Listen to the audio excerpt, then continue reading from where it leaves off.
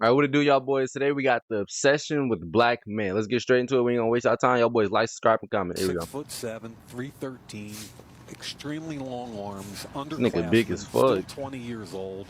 He flashes. Look at the lower body, just huge. He's got dancing feet with that lower body. It's unbelievable. Look at the body. Look at that bubble butt. Look at that. What? Is that not a crazy statement? Thighs. I mean, that's No the way he power said that. generators right there. And this next clip is even crazier, but the audio's a little muffled, so you really got to pay attention. 5'9", 210. 5'9", 210. 441. Okay.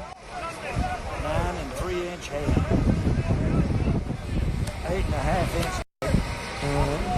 That person you just heard talking is Jerry Jones, the owner of the Dallas Cowboys. I understand knowing the stats of your Crazy. players, their height, their That's exactly why the Cowboys suck. 40 time, their wingspan, but why do you know their meat size? What am I missing here? What type of freaky operation is the NFL running? One of the things LeBron has, and I've never seen anything like it, is intuition. If he was a sea captain and he was in control of the Titanic, it would have never hit the iceberg.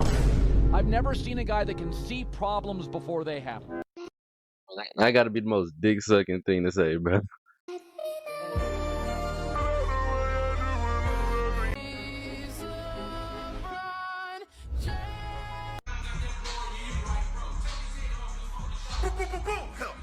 Bro, is that not crazy? Not playing. It's LeBron, so I understand. I mean, LeBron glaze. We all glaze LeBron for real. It's very justifiable. He probably wouldn't have crashed the Titanic. But no, seriously though, all jokes aside, today we're gonna be talking about the fetishization of black men. And honestly, this still sounds crazy to me, even though I'm the one saying it. But recently there's been this trend on social media where these guys are basically fantasizing about a big black man attacking them and them having to defend themselves and stand up against this big black man that's going after them. I know this sounds crazy, but just watch. Back. When the 6'6" dreadhead starts squaring up because I was running my mouth a little too much. Well, I won't back down. And bro doesn't know how to shut up, so now my 5'10" ass gotta dance with the 6'5", 250 and lean dreadhead. When the 6'5" dreadhead starts squaring up because I was running my mouth a little too much. And I'm sure you've all noticed they're using the same song with the lyrics, and I won't back down. So they're basically just trying to say that they're not scared, they're not intimidated by a black man. Which, I mean, for you to even be thinking about this type of scenario unprovoked says a lot about how you feel about black men. When the 6'5", 250-pound dreadhead lays my boy out in the 9 jams. POV, you're a 6'5" nonchalant dreadhead. I want to work with the nonchalant dreadhead. No, I'm going to work with the nonchalant. Oi. Baca. When the 6'4" dreadhead squares up because I said the no word too many times. When the 6'4" dreadhead starts squaring up because I said my favorite word too many times. Well, I won't. What plays in my head while the 6'7" they keep getting taller. What plays in my head while the 6'7" dreadhead squares up because I said my favorite word too many times? It's an A, not an E, buddy. Okay. Well, I won't. When the 6'6" dreadhead squares up because I said my favorite word a few too many times. Well, I won't. When the 6'4" dreadhead squares up after I said a no word too many times.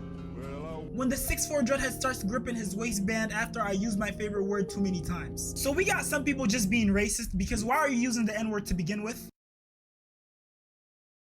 I don't know. This shit is cringy, bro. It's really weird. I don't know how, like, bro. If y'all making these type of posts, bro, just get it. Like, some everybody don't need the internet, bro. Like, on some real shit, bro. And I'm the 6'2", dreadhead, bro. So it feels weird looking at this because, like, they really just, like, low-key just talking about me, bro. No bullshit. They really is just talking about me. When the 6'4" dreadhead squares up, when the 6'4" dreadhead starts gripping his waist. Okay, he just trying to change that. And then we got some people being racist and they want to get into an altercation with black men and possibly be able to use their 9. Well, I won't.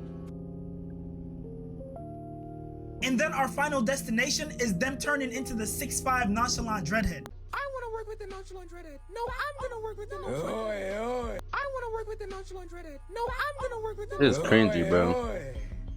Baca. And I want y'all to keep in mind that they're making these TikToks unprovoked. They were probably just vibing on a random day and just thought, let me make this TikTok about what would happen if I got attacked by a big black man. And now what I'm wondering is, how often do they think about big black men? And what other thoughts do they have about big black men? Do big black men haunt them in their nightmares? When they're walking with their girl, do they think, oh, what would happen if a big black... No, I'm playing. Probably Let me do. stop. They probably this do. trend under the audio is so fucking cringy because it's literally just people doing shit like No, baby, it ain't just that. It is what you said. It is so weird that they glorify harming black men. But you wanna know what it really, really is beyond that? They're attracted to tall black guys. And they're so attracted to them that they have to misplace it. Because they can't admit to themselves that tall black guys are their type. So they have to change the attraction. Bro, if she's right, bro, that's y'all boys about gay as hell, bro. I'm not even trying to be harmful or offensive, but bro, that's y'all boys nasty, boy. No cap. Into anger.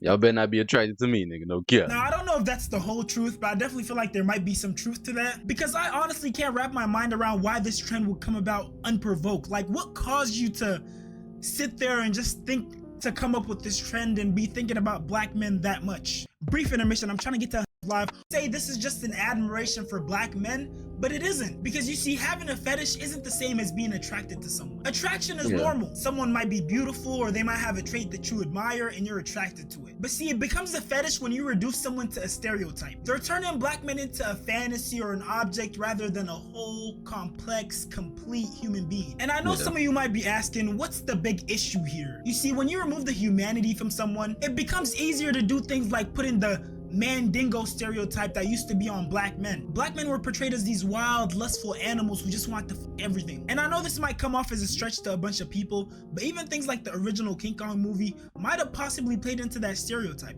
especially considering the era that it came out in. A group of white men, accompanied by the quintessential white woman, traveled to an uncharted island inhabited by native savages who worship a giant black beast named Kong. The men capture the beast and bring him to America in chains. We'll give him more than chains. He's always been king of his world, but we'll teach him fear. Sound familiar? That's crazy. And back then, bro, they like, bro, how did they even make this ape back then, bro? This motherfucker looks retarded as this.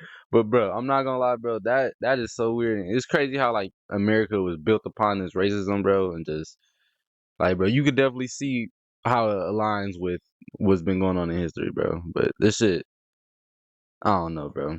I don't even want to talk on this topic, bro. Not long after, the beast escapes his captors and steals the woman. She is saved by heroic white men who kill the black beast and reunite her with her intended mate. Whether Cooper intended to or not, Kong can be interpreted as an allegory for the American slave trade and interracial relationship.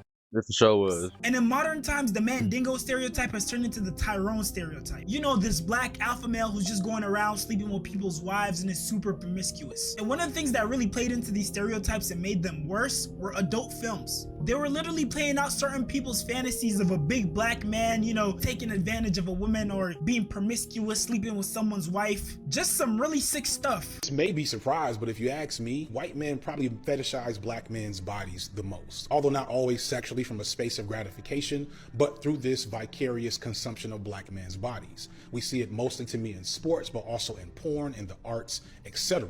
We see it in how white men... Yeah, facts. Growing up in high school, bro, like in middle school, like, bro, if I'm playing basketball, I'm playing football, like, bro, it'd be a white nigga, because I was in a white school, bro, for, like, majority of my school stuff. Like, bro, it'd be a white nigga come up to me, he'd be like, bro, you're so athletic, you know, you jump so high, and, like, bro, I wish I could just jump like you.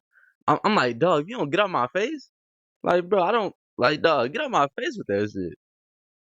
It's weird, bro, and, like, I definitely see where they coming from, bro. Yo, come on, YouTube. Hold on, y'all boys. Technical, I don't know what's going on with my internet. Come on.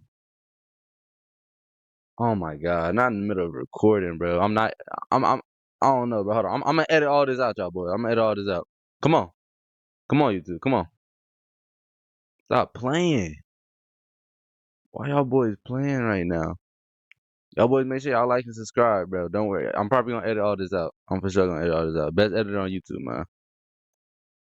Oh my God. Let me check my Wi-Fi.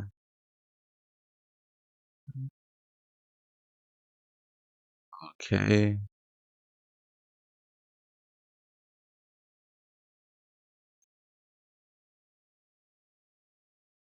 Yeah. Never got one thing like never got one, bro. You going on, bro? That's good. We're not good. I'm so used to it. That was probably man. I was man. I think I'm chilling this today is Monday. Today's my birthday. I was like, man. I was hanging with you. I was just saying something. So we can't do me. And we're on the other. We have to do this. I was hold on. What's going on? What's going on? I'm talking about hold on. And the most There we heinous go. acts All of right. white We terrorism back from in the this video. past, from Rosewood to Tulsa to St. Louis, were often in the name of protecting the virtue of white women from black men. Basically, since slavery, black men's sexuality has been imprisoned by this intersection of racist and misandrous violence. And over time, as with many cultural taboos, in a conservative society, it has turned into genuine fetish and kink. Myths about the size of black men's penis, black men as excellent lovers, the celebration of idealized black men's physiques, a bevy of sex toys meant to resemble the mythologized, disembodied phallus of black men, along with more than a few jokes, tropes, and myths about black men's sexuality. Things that aren't only fetishized by white men and women, but men and women of all races, black women included, and black men as well. Black men today still participate in and or reject this image and what that means for us in terms of sex. To start, and this is something that will be repeated, of all the things stripped from us as men, this mythology is one thing that, while distorted,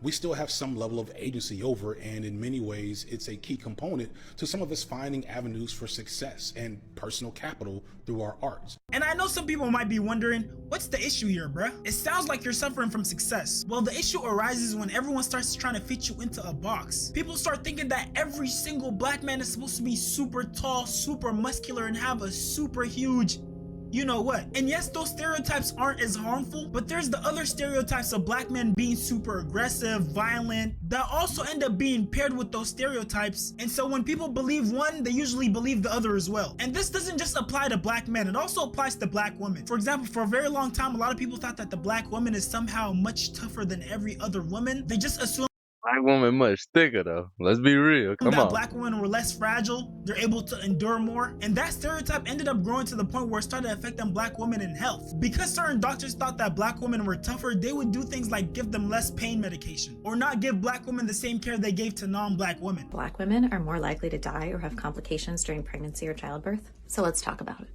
So much of why this is because of societal and structural racism. What does that mean? It means all the toxic stress and the racist things that black women face every single day in their lives. When a person is faced with chronic stress, their body responds by releasing stress hormones.